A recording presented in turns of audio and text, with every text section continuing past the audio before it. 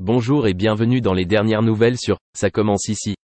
Notre actualité du jour parlera de « Tout est parti de là », spoiler, Joachim découvre le secret de Clotilde et Marc.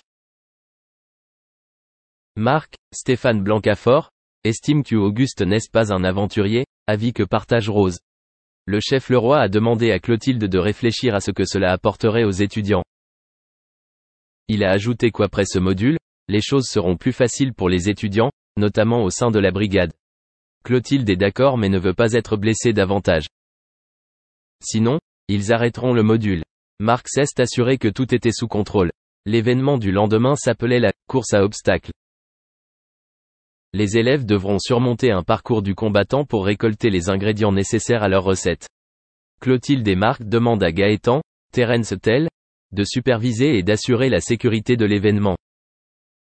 Le professeur de sport a accepté avec joie. Clotilde demande alors à Joachim, avec qui elle vient de rompre, s'il pense que tout est prêt pour l'examen de demain. Elle l'a également informé qu'elle serait supervisée par Gaëtan. Mais les tensions entre eux sont devenues intenses après leur rupture. Gaëtan informe Joachim, Janice Abric, qu'il supervisera l'épreuve. Mais l'ex de Clotilde apprend que Leroy lui a demandé de tester les limites de l'élève. Joachim demande alors si les antécédents médicaux de l'étudiant ont été vérifiés, mais cela ne l'a pas été. Pendant ce temps, en cuisine, Marc précise qu'il aime toujours Clotilde. Les étudiants du module réfléchissent au test du lendemain. Joachim arrive et demande à Pénélope, Laurence Fassellina, de lui parler en privé. Il lui dit que l'examen de demain est un parcours du combattant. Il a prévenu l'étudiante de 35 ans et lui a expliqué que si elle participait, son cœur pourrait s'arrêter de battre. Encore une fois, elle a eu une crise cardiaque l'année dernière. Merci d'avoir regardé et à la prochaine vidéo. N'oubliez pas de vous abonner à notre chaîne. En attendant, dites-nous ce que vous en pensez dans la section commentaires ci-dessous. Au revoir. Encore de nouvelles révélations sur une affaire qui passionne les Français depuis déjà plusieurs semaines. Depuis le 16 décembre 2020, Delphine Jubillard reste introuvable.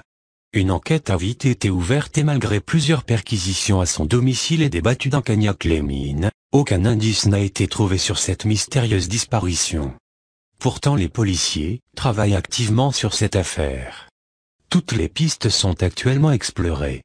Ce n'est pas simple de progresser. Les médias sont aussi très mobilisés sur ce dossier.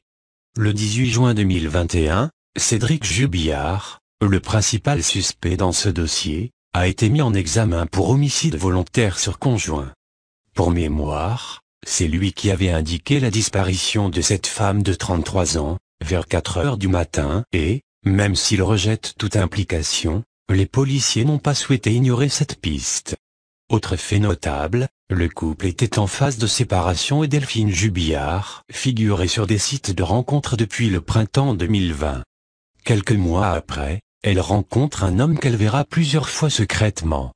Si tous deux vivaient une liaison cachée, ils semblaient très proches.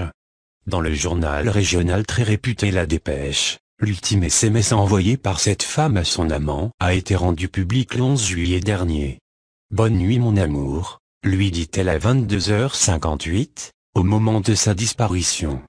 Des messages avec beaucoup de sens. Rien n'allait plus entre Delphine et Cédric.